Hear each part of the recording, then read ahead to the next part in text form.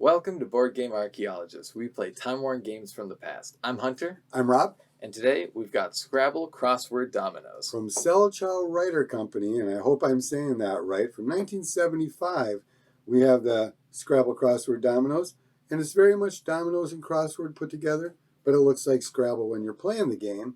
And this is made for 10 an adult and up to 2 to 4 players, I believe.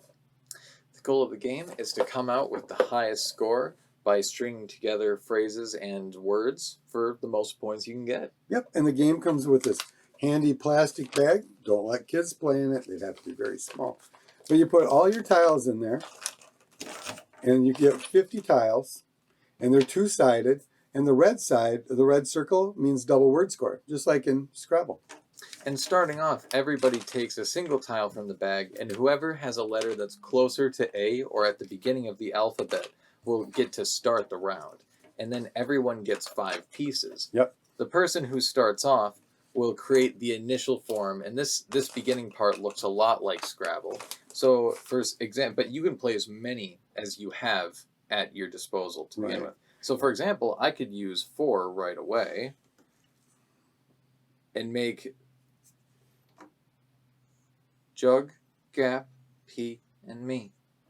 And so I would go next. He would first fill up his hand with, get 4 more tiles, and then he would wait, and then I'd get to use mine.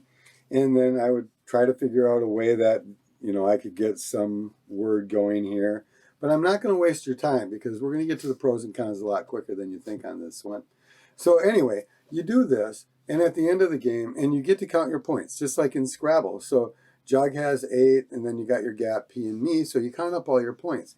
If there's a double word score in there, you get to double that. If there's 2 double red circled ones in there, you get to double it twice.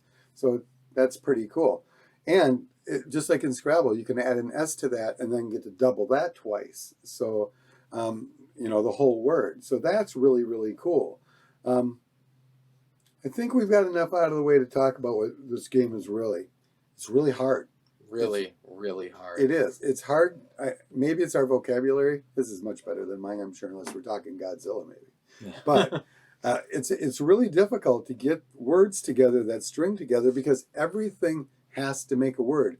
You can't just leave a Z and an O floating around because you were able to make a plea. Now, that's not even a word because it's really hard to do. I couldn't figure out a second word quick enough to make this episode short enough.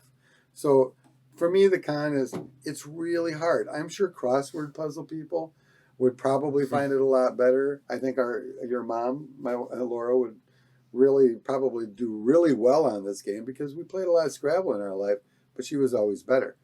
There's also the rules. And the rules really are just the basic, whatever you and the people you play with agree to, that's how you play the game. Right. I don't think I ever played a game of Scrabble where Laura didn't let me use profanity or monster stuff or something. But it's really about everybody agreeing to the rules. So if you're all going to go by Webster's Dictionary, that's what you're going to trail on. You're going to follow the rules to that. But if you're a friendly group of people and you like to use proper nouns or profanity or whatever, I think it's more fun to do that, especially on a game that's so incredibly difficult to lay tiles down on. You have to give some leeway because even just the starting hands, I've looked, I've rearranged. I like to think that I'm pretty all right with English words, but it took me a long time. It did. We ended up pulling the bag out just so we could get the episode going because things have to go on tonight. But it is. So my con is it's a pretty difficult game. I mean, I thought it was going to be much easier. The rules are certainly easy because you're just counting the points like you do in Scrabble. So that's all easy, but finding the words where you're not leaving a straggling letter is really super difficult for me. Yeah, I find that because each tile flips, and the difference is between the letters going horizontally or vertically. And I find that's where a lot of the confusion just amplifies. Right. And I don't think, maybe we didn't say that in the beginning, but the game is played out where they all have to go in the right direction. So you can't just go willy-nilly and kind of flip them upside down and say, there, that one works. It's got to be looking correctly like a Scrabble game would. Yeah. Well, thanks for watching. Yeah, and if you want to know more about us and the games we play, check us out at toyarchaeology.com. You can also find us on Facebook, and please subscribe to us on YouTube. We'll see you next time. Bye. Bye.